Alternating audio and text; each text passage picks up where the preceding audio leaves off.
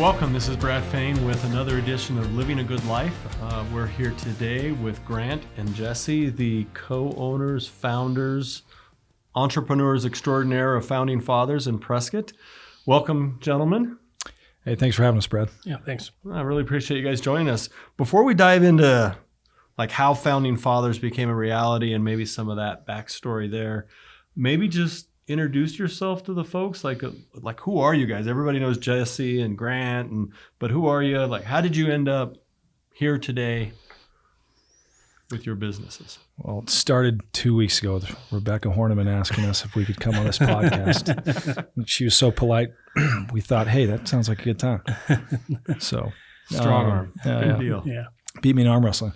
Well, I'm Grant Quezada. I'm from Prescott. My wife and I met in second grade. I have 3 kids, spent several years in the military, and then moved back to town in 2014 and started John Hancock Barbershop. And after 4 years, partnered with Jesse, and we started Founding Fathers Collective, which is I guess a fifth grader's dream, and throwing darts at a dartboard and coming up with good idea fairies. And now 4 years later, here we are. Has it been 4 years? Well, from the genesis to the idea, the concept, yeah. So Nice. Purchased the building in 2018 and then took 2 years to renovate and build, and COVID hit, and that was awesome. And Open in COVID, another one of those. right in the middle of COVID, yeah. Perfect. Yeah. So Jesse, who are you? Yeah. So Jesse Burke, and I was also born, raised here in Prescott, and my wife as well. So my wife and Grant and Ronnie, his wife, were all in second grade together. So we have that class photo of them way back then. And Awesome. my wife's grandpa was actually the very first mayor of Prescott Valley. And so have deep roots in the community. I love this place. But then also growing up here, you hated the small town and you like, I want to get out and I want to go experience the world. And then you get out and you go experience the world. You're like, dang it, I really like my small town. Yeah. And so went and did that. I played military as well and got some education and did work and consulting all around. And then around the same time Grant did, and ended back in Prescott with my wife. And kind of just when we started asking that question of, okay, let's grow up a little. Let's maybe have kids and put down our roots. Where do we want to do that? And we'd been all over, and it was just easy that we need to go back to Prescott because that's our hometown. That's where we want to grow old. That's where we want to raise our kids. So ended up back here and got partnered with Grant. Actually hired me as a consultant as he was trying to grow John Hancock, and we started just dreaming and scheming and having fun together. And when my contract came up at the end of it, he was set to renew. He's like, "Hey, do you just want to forget the contract and jump in and do stuff together?" And so that was kind of the genesis of things. And yeah, just been having fun ever since and figuring out how to grow. Nice. Got him in on that one. Why don't we just throw this contract away and just come on over here, little sweat equity? Yeah. Nice. So what branch of military? Just so our listeners know. So 8 years on active duty in the Army, and then 8 years in the National Guard. So I'm still serving for Arizona currently. So Very nice. Thank you nothing cool anymore. So, but So Grant, I'll brag on him just because he won't brag on himself, but he was a Ranger, 2nd Ranger Regiment, and then a sniper, deployed a lot of times, one of the top rated snipers in America, and then ran the sniper selection for Arizona for a lot of years. And now he's high enough rank that they put him behind a desk. But very nice. Very cool. Awesome soldier, awesome man, privileged to work with him and know him. And then I'm the opposite. I started behind a desk, so I was an Air Force officer. Okay. And so we start behind the desk, and the second they try to get us out from behind the desk is when we leave. So, but I did 5 years in the Air Force Reserve as a chaplain. All right. Did you ever want to fly? Why the Air Force over the other branches? It kind of let my wife decide. Had her meet with people from different branches and said, "Hey, you choose which one I go into." And especially on the chaplaincy side, it was being a pastor, and so it's kind of a family affair. And so I said, "Hey, which culture do you like the best?" And she chose the chaplaincy of the Air Force. Very nice. Yeah. And how did you choose Army, or did it choose you? that was the fastest way into special operations. So the war had kicked off. This was 2006, and out of all the branches of service and special operations units, the Army and Ranger Regiment specifically was the fastest way in, and I was concerned about the war getting over. And so we do our selection process, and then you get into battalion, and you go to all the different schools and trainings that a lot of the other units do within that first 2 years of their qualification courses. So for us, it's more on the tail end. So during that time too, you're operational, so you're going overseas and deploying. So we tend to get a lot more deployments, in our span of service than some of our brother units that are in special operations. Can I ask where you were deployed to? Yeah, Iraq twice and Afghanistan 4 times. So yeah, just hunting bad guys, doing cool stuff, jumping out of planes, helicopters. Saving the SEALs when they got themselves in trouble. Yeah. Falling asleep on target, cold nights and winters. And where were you stationed? So I was stateside. And so I did a lot of backfill. So when chaplains and units would get deployed, I would backfill for them and hold things down on this side of the fort. And then when people came back, helping them transition back into civilian life and just normal life and things on stateside. So that was kind of all my stuff was here, just at different places. And so backfilled it and then probably about 20 different places in those 5 years. So it was cool. So you've seen a lot of the United States. Yeah, I got to see a lot of what was going on. And what was your favorite community place and why? One of the coolest ones on the fun side was the Air Force Academy. And so I got to go there with the students that were training and then I got to participate in something that's called SEER, but it's kind of like geared. And so it's survival, escape, resistance, and evasion, where they drop you out in the wilderness and teach you to eat bugs and what bugs to eat and what bugs not to eat and how to resist and all that type of stuff. And so hard experience, but it was also really cool because I was kind of there as the chaplain to the kids going through this. And it was a somewhat light version of it because they're putting students through it rather than full-on officers. But that was a really, really cool experience. I mean, yeah, just on the fun side of things. Very nice. Yeah. Very cool. Well, thank you guys. So help me and help everybody listening. And you and I were talking about this the other day, Grant. Mm-hmm. When you think about it, we're going to get a barbershop, we're going to coffee shop, a bar, tap room, speakeasy, throw in a gym, jiu-jitsu. Yeah, it's going to be a perfect business model. Yeah. People laugh at if you just throw that out on the table, that no way will that ever happen. So you guys have it today. So how did this idea grow as you two are going back and forth from consulting agreement to sweat equity to what you have today?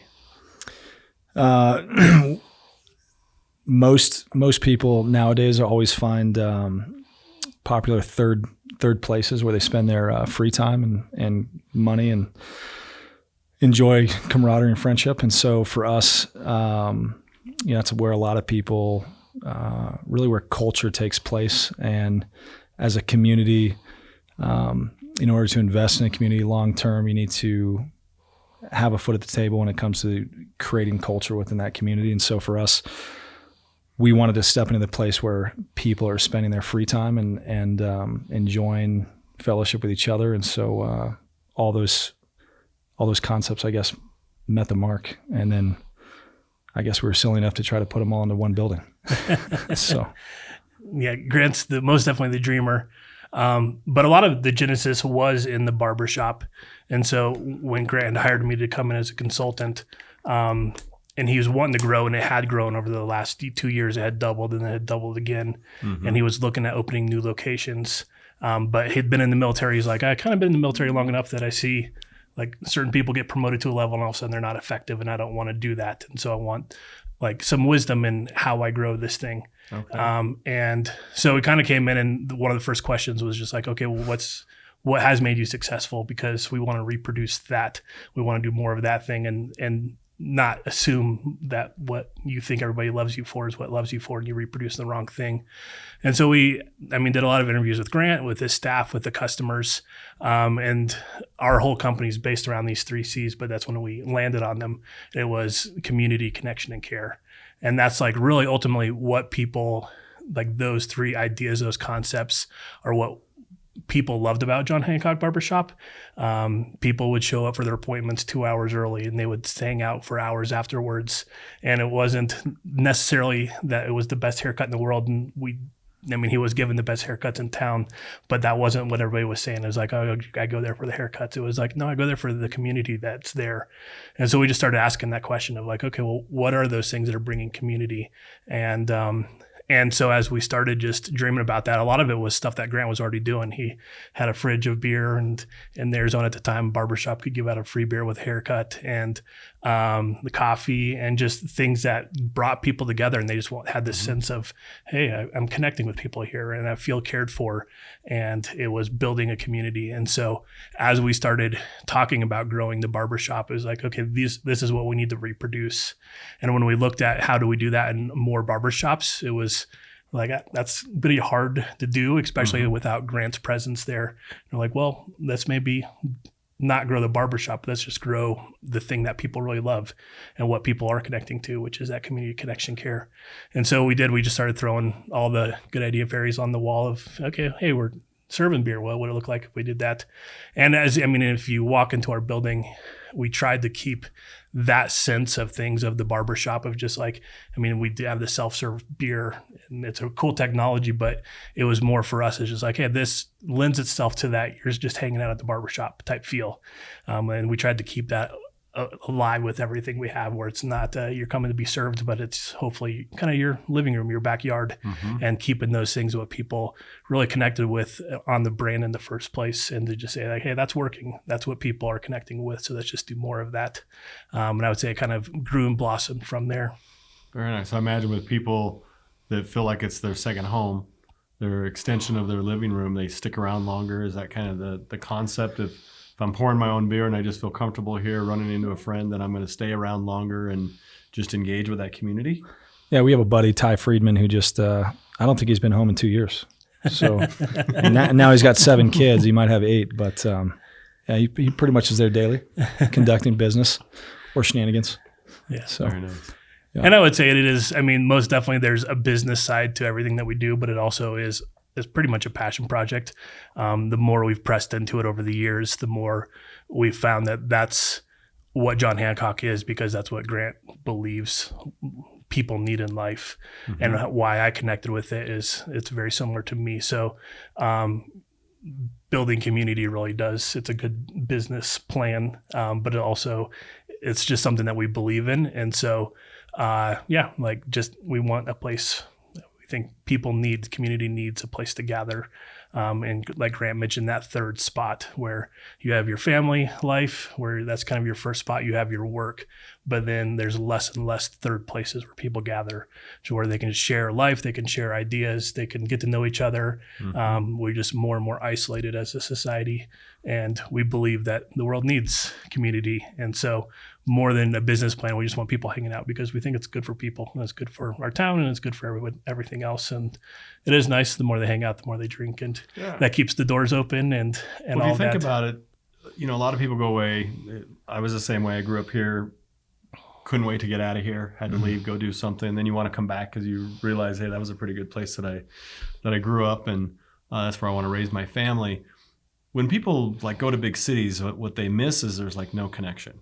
Yeah. Everybody's doing their own thing. They're just going to work. They're going home. They're going to the store. They're going back. They're going to dinner with their group. But there's no, you walk down the street, nobody says hi to each other. And one of the cool things about a small town is people do say hi to one another. They generally, they might stop and help you if you're in need, which you don't get when you go to a big community. How do you see, or do you see, the culture and the community that you're trying to create inside Founding Fathers growing out into the community? Is that a part of it as well?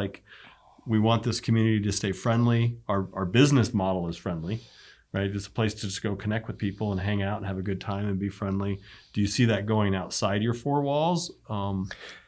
Yeah, absolutely. So one of the things Jesse and I have been very intentional on over the last 8 years of moving back here, and then as we partnered over the last 4, we both have sat or made it intentional to sit on plenty of boards and different committees here within the community. And so that kind of has rippled through several of our key leaders within our organization to where they now sit on different boards and look at business a lot more and their involvement with Founding Fathers with a lot more of a civic engagement in mind of how are they giving back, and not just a mindset of what's in it for me, but really there's purpose and intention with being involved and actually stepping into responsibilities instead of thinking that someone owes you something or you have a right to something. which to your point earlier, I think what's lacking in a lot of bigger cities is a citizen mindset. So we kind of, in a bigger city, people tend to gravitate more towards, I think for a lesser word, a metropolitan mindset. So they're so used to just consuming constantly and always just taking and taking. And you come to a smaller community and it really affords people the opportunity to get involved and engage with fellow citizens, or really be connected with a myriad of different people, all within about 1 or 2 degrees of separation. And if they take ownership of themselves and want to be responsible, they can then in turn actually be a responsible citizen and give back and be a productive member of society, which is a lot harder to do on a macro scale of LA or Phoenix or something like that. So how do you, either one of you, how do you do your small part in a community to keep that culture that we have in our community, and not just be a consumer, but give back to the community? Like you said, be on boards. We got a lot of people moving here, and that's good and bad. I mean, mostly I think it's good. It's a great place to live. We want to share it with people. It seems to be the new people that arrive want to change it the most.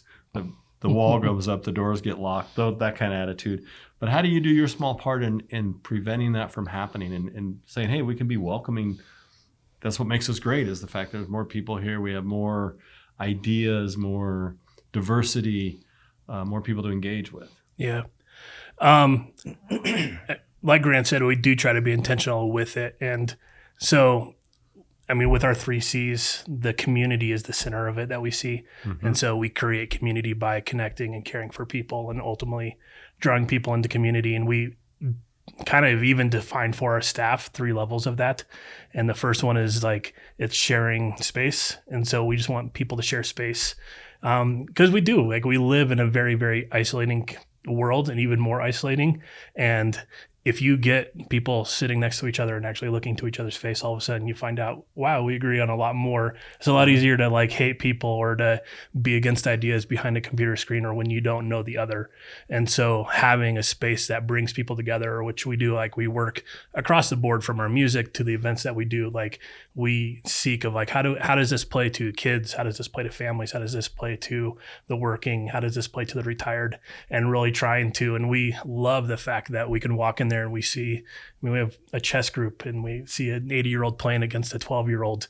And it's like, where else in life are these 2 people going to be sitting and engaging and sharing ideas and seeing life from each other's point of views? And so just bringing people together, we think does make a difference. It plays in society that's so isolated. And so that's a small way that we give back. Our second level is shared experiences. So for a shared space, shared experiences of like, if you can get people to actually experience something together, now they have commonality and they're brought together in that. And then our ultimate one is shared mission. And for us, it is just like, hey, join us in this mission of making Prescott and Prescott Valley, this community, a better place. And so we have that built into our model, and then we tell our staff that. We empower them. We give our welcome talk to our staff and say, hey, we're those millennials that we thought we could change the world, even though we don't claim to be millennials, but we are. We both just got it by a year or 2, and we're like, dang it, okay, I guess we're millennials. But we all thought we were like special snowflakes and we could change the world. And we went out and we got punched in the face by the world, ended up back in our hometown in our parents' basements. But we're both still there, by the way. But we tell our staff that, and we say, but we don't believe necessarily we can change the world anymore. Like, that's probably not realistic. The world's a big place, but we can change our world. And we tell our staff like that this business is our effort to do that. And this little town's our world. And so we give them permission and we talk through our 3 C's in community and say, this is what we're trying to do here. And so we invite them into that process with us at all levels, from just creating that environment there and empowering and telling the staff, this is what we want. Like at the end of the day, that's the experience that we're bringing more than beer or haircuts or anything else. To, like Grant said, like we pave ways and we encourage and we allow training and involvement in the community from our leadership and just really always looking for new ways to engage that. So I don't know, it's pretty deep into who we are and why we've started the business and what we try to work into it. That, we need to keep the doors open, but at the end of the day, hopefully what we're doing, even just by having the space, but then in the shared experiences and then the shared mission. And we do that in a lot of ways. I mean, we built into our business model from the beginning, like donations, charity, 10%. We've already started a nonprofit where we're starting to tap that more and more to give back. Like our membership, we do quarterly events. Every quarterly event we do is all around a local charity and giving back to there, and then opening up the doors to our staff and just always looking for different ways of, hey, there's on that kind of level, just the money side and the engagement side. But we also just as strongly, if not more, believe that who we are as a business and the community that we're creating is probably more important than the money or the public things we can do, just because we believe that's what people need. They need this. They need face-to-face. They need to get to know each other. We're certainly at a place in our world and our time in history that we need more of that. We need more people just being genuine and trying to connect with one another. And I like what you said, it just the shared experience, shared place, and then shared mission. Think about what a community would be like if the citizens all gathered around that kind of a orientation. Like, we're all here. It's a beautiful place. Let's all acknowledge that. Yeah. And not try to tear it apart. I see so much. It's so much in the media today is tearing things down, and that's what sells. I know they like to see the blood and gore, and they want to see somebody suffering. But what I think is really missing is when we celebrate somebody who's doing something really good, celebrate the 12-year-old playing chess, maybe even winning, celebrate the T-ball people that are out there living life and living a good life. And that's what it's all about. What I hear you guys saying is we have our definition of living a good life, and it doesn't have to be anybody else's definition, but you guys are living it. And that's what's so cool, is that you have your mission, and at the end, you're probably going to be a lot happier than others because it's your definition, you're living it. Yeah, I think one of the things we've been very, just at the forefront of our mind is this mission and what we're trying to accomplish with Founding Fathers, and then how that plays into the rest of the community, understanding that responsibility is largely on us because we created the brand and the overall business. And so when we have our team that joins us right now, I think we have 65 employees or 67. So we employ a good amount of individuals, and our retention rate's pretty high. So probably since last 2 years, I would say it's somewhere around 80% in a hospitality industry, which is pretty phenomenal for this area. But by attaching, key values and kind of like a mission statement on what we're doing and how we're doing it, it gets people to transcend just the day-to-day operations of, hey, I'm just working for a paycheck. But really, how are you, incorporating what you're doing, and how are you paying it forward and actually being a part of other people's stories within the community? And so a lot of people tend to find some level of purpose and meaning in what they're doing there. And then when their time comes to move on or go to another opportunity, we also see it as a part of what we've built is stewardship of them and what they're doing. But then when they need to leave, the responsibility to help them land on their feet in a good place when they do go. Because as soon as they leave, somebody else is going to fill that position. We don't need to safe harbor or kind of guard their time or the longevity with us, thinking that if they leave, we're done. At the end of the day, neither Jesse or myself are going to make a decision that's going to sink that place in one day. It runs pretty fluidly and flawlessly without us being there in the context of day-to-day operations. We have an awesome staff. We empower them and give them the freedom and latitude to just make their own decisions, the autonomy to succeed and fail, which is huge in today's world because everybody is so, centered around, or the fear that creeps in is like, hey, you can't fail. But that's the only way most of us learn. It's the best way to learn. So really looking for those opportunities to set them up in our house, in the building, but then when they leave, it's like, who else can you go work with, or how do you do something on your own? But being a kind of a landing point to where they feel like they're appreciated, accepted, and then obviously when they leave, they're leaving on good terms. So one of the things we try to instill in our organization is celebrate people when they leave. Yeah. We actually look at it as, you graduated. Yeah. You've gone as far as you can go with us, and you've outgrown us, and you need to go somewhere else and pursue their dreams and their ambitions. And I think it's just such a change of mind that so many people don't have. It's just like, well, we're going to invest all this time, money, and energy in training these people and bringing them on board. Then they're going to leave. It's like, Well, yep, that's what it's all about, right? Our parents raised us for a long time, and then their goal was we'd leave the house someday.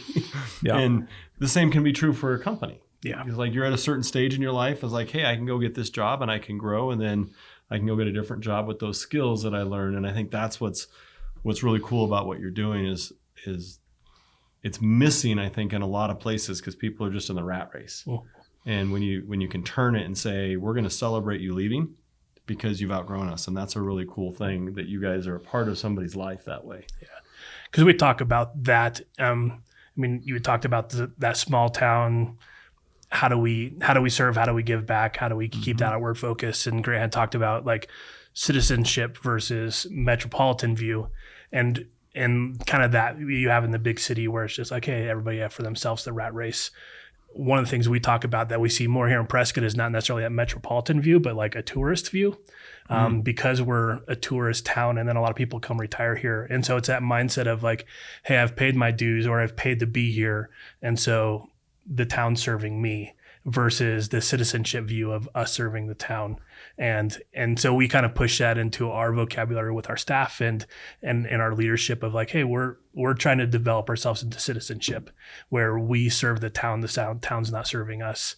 And we're kind of along those lines that we believe it's awesome. Then if we've created citizens and then like we've helped start 3 other barbershops in town and other people who are like, hey, I want to go into bartending. It's like, awesome. Like help us. We'll help you do that because we believe if there's more citizens out there who have those values and are serving others, like that's a good thing. Like we don't, there's plenty of room at the table for everybody.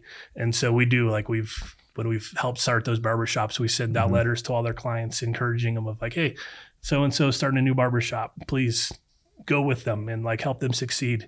And just because we do believe and we know that like, hey, that's more citizens in this town, loving this town, serving this town, making the impact, hopefully trading that into their staff.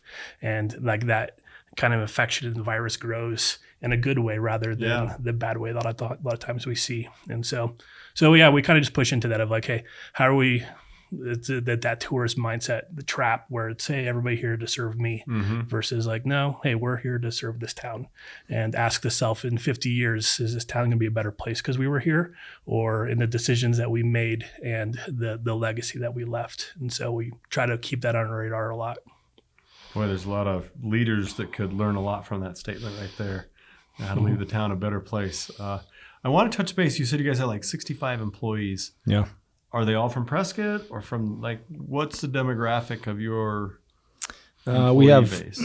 we usually have a rolling number that are from Embry-Riddle. There's several locals, Prescott Valley. Pick up a few from the valley here and there, and we've made it a point to constantly put ourselves into the I guess the cycle weekly almost of interviewing. So we're always interviewing regardless if we have a position or not. One, because you never know who else could be out there that is just an awesome rock star individual. But 2, it keeps us sharp and honing really who are we trying to look for? Who are the best people that fit our culture that we're trying to build? And then how can they add value to the business themselves and the community at large? And so, I mean, it's gone a long way. So anytime we lose people, there's just a myriad of people right behind them that come in and just do a better job. So I would say in 8 years, I've never had a concern about losing anybody, because as soon as we lose one person, it's like 2 more people come in who are just awesome and take us to another level. So very cool. And it is a good mix. I mean, it's hard. Most definitely. We're in the service industry, and the place is only getting more expensive to live, and has our whole life. It's only gotten more and more expensive. And so we've had to be creative on that side. We've pulled in a lot of barbers from out of town just because there's no barbering schools in Northern Arizona. So much so that we might end up opening our own someday, just because if we keep on growing this thing, we're going to need more barbers, and it's expensive to pull people from out of state. But we've had to, like our manager right now, we pulled him from California, but we had to guarantee his pay at a certain level for almost a year. And we've gotten creative in other ways. So we have a partnership with a local apartment complex. They call it the Founding Fathers Barracks now, because so many of our staff live there. But we do some guarantees with them as far as rents being paid and deposits and things like that. And then we do really work hard to pay a living wage, which is really difficult. And it hurts our bottom line. But to know that like, hey, if we're asking people to live kind of a value-based business, we have to put that at the forefront of what we do. And so we do our best to pay really well. But in that we can go after a lot more kind of career-minded people, which is hard in the coffee industry, in the bar industry, in the physical fitness type thing. And you're definitely breaking trends there with what people might think of the hospitality industry. Yeah.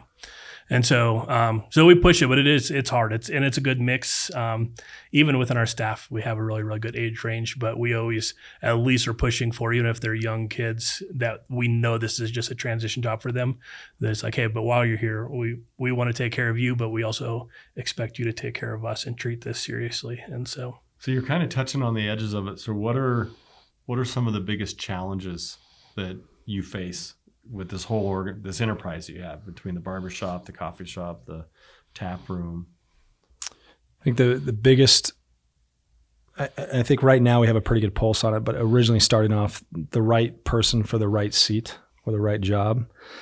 So there's a myriad of different people that kind of come and go in and out of any organization to where you think, hey, this person's awesome, so therefore I'm going to put them over here. But we've made it a point to do a lot of personality placement tests, finding out people's strengths and weaknesses, really getting into the psychology of the individual who comes to work with us, and then where they actually feel best suited, and not just, hey, I think I'm really good over here, but it's like, well, actually based off of everything you've tested at, you're actually better over here, and we'll train you for that position. So I think over the course of the last 2 years, we've got it pretty narrowed down to where, and a lot more simplified, especially at the leadership level, the upper leadership level. We used to be pretty heavy on leadership, and then we've kind of dwindled that down to just some very key people in certain positions. And it really has afforded Jess and I the opportunity to step back and try to tackle other projects and different positions of growth that we're focusing on. And the nice thing is that we have a very competent team that can just run everything without us being there in the day-to-day. So, which is great, because that means, ideally they're getting paid more, they're getting more responsibility.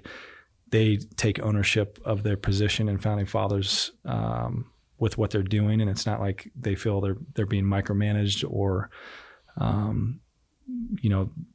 it's I would assume it's very freeing, which I think that's definitely the case, because a myriad of those top people are still here, and people continually want to come work for us, which is great. So, and like I said, we don't have to advertise for it. They find us, and we just keep tapping in new people here and there. So, anything to add to challenges? It's not a typical model. I mean, Grant mentioned our 2-year build out. A good 18 months of that was finding investors.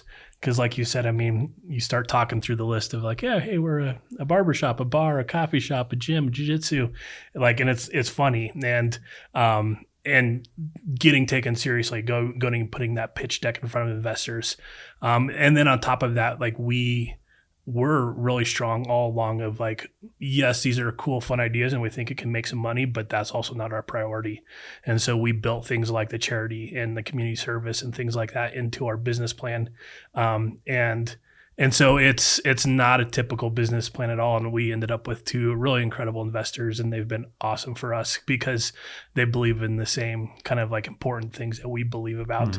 But it hasn't been by far anywhere close to their best investment. And as we talk about growing and all of that, just figuring out exactly how to do that, because we believe in it, we love it, and people are reaching out to us of like, hey, we'd love to expand this thing, but it's not your typical business plan. And so it's never going to make us super rich or investors super rich. And so that's that challenge of, you always kind of have the investment corporate world, like they want their returns, they need their returns. Or 20x. And for us to like, how do we balance that with the culture that we know we want to build, and pressing down the profit margins so that we can give more back. And so they're just like that. I mean, it's, so you're kind of like stuck in that, because you never also, like the employees, I don't know, just like you never feel like you're doing enough for them or for the community, but and then you also feel like you know what the expected returns are and you're never doing enough there. So it's this weird tension of, okay, how do we live in this business entrepreneurial world, but doing it in the best way that we know how to, and pitch people on like, hey, this is good. And you should still give us more money because we want to do this even more places. Well, we talk about in our organization, it's kind of like operating for a higher purpose. Yeah. And that's what I hear you guys doing. There's a purpose. We got to make money, because if you don't make money, you can't pay the bills, you can't pay your staff, you can't pay yourself. And let's face it, we all have to make some money to be able to live here. But there can be a higher cause that you're operating for. And that's what I hear you guys speaking to, is there's a higher purpose out there that we're blending into this entrepreneurial business, and trying to get investors and people to engage in that can be challenging. Yeah.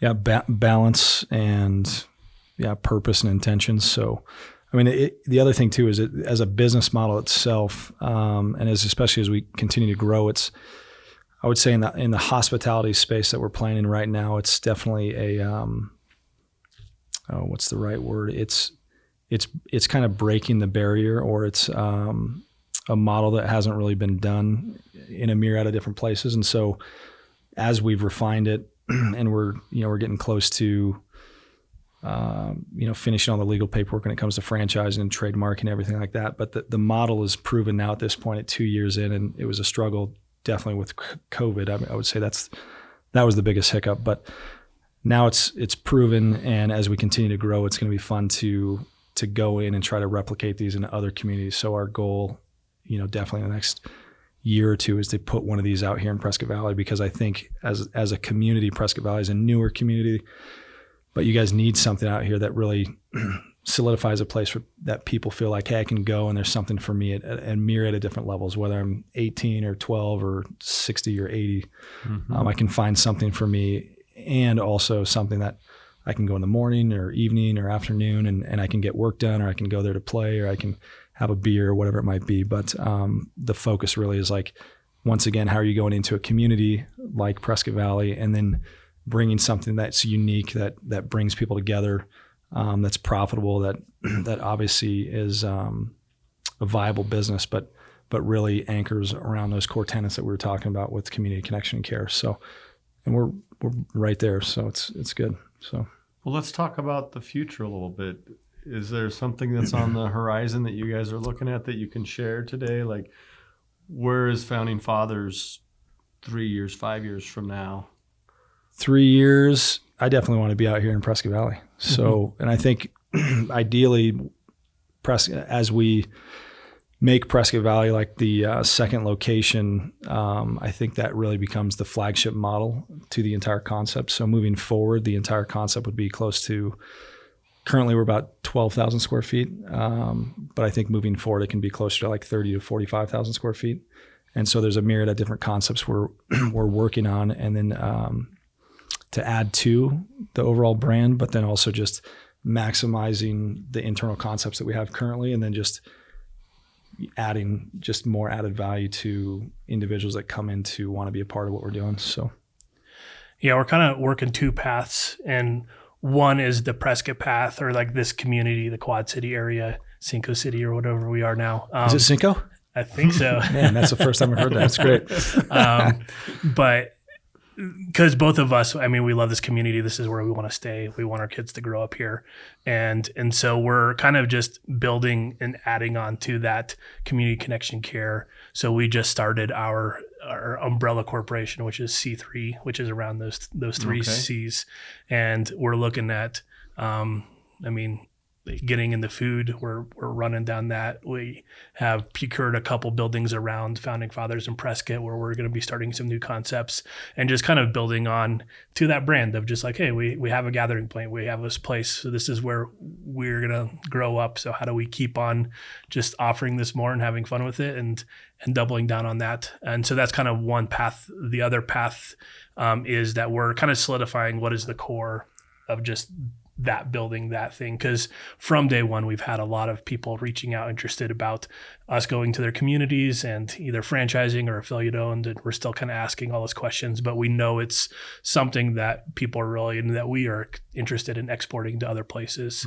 And so that will kind of be, like Grant was talking, like we're hopefully to figure that out in the next year or so, and then do that test run here in Prescott Valley where it's like, okay, that's that flagship. Here's the concept that we can just export and have a really good team that helps us do that, but allows us to stay in Prescott and just kind of hopefully live out the concepts and the community that we want here, and let this kind of area be the model that we then can bring people back to and say, hey, here's what we're trying to create in this, and have this as the training grounds, the proving grounds, and all of that. So most definitely for us individually, we really want a local focus. Like we want to, with our membership, we're wanting to grow that and expand that and have that touch more places and have more cool things where we just bring leaders and business leaders and families and people together, and to do that just in more and different ways in this area.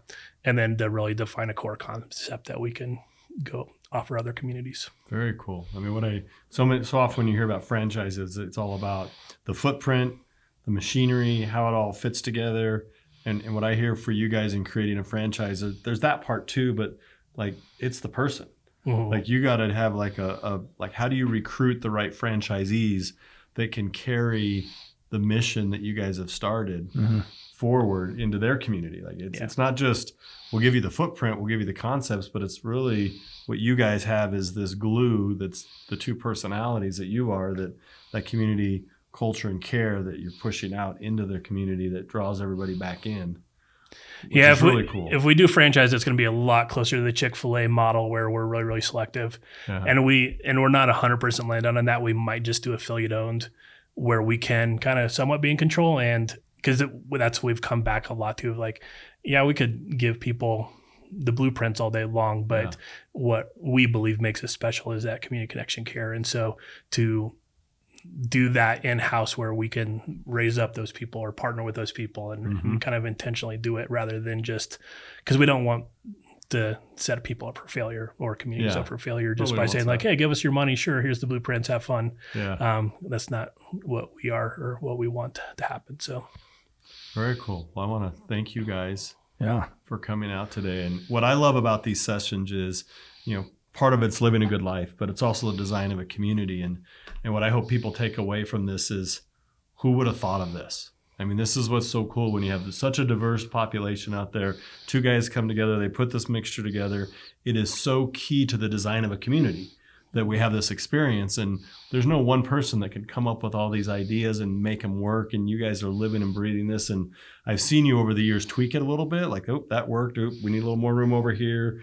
And so that's all part of the design. And so thank you for being here today, but thank you for your contribution to the community and what you bring, because you do truly bring a unique experience that like none other. And I think the community of Prescott and Prescott Valley and our whole region is grateful for it. So thank you both. Appreciate it. Thank you for your service.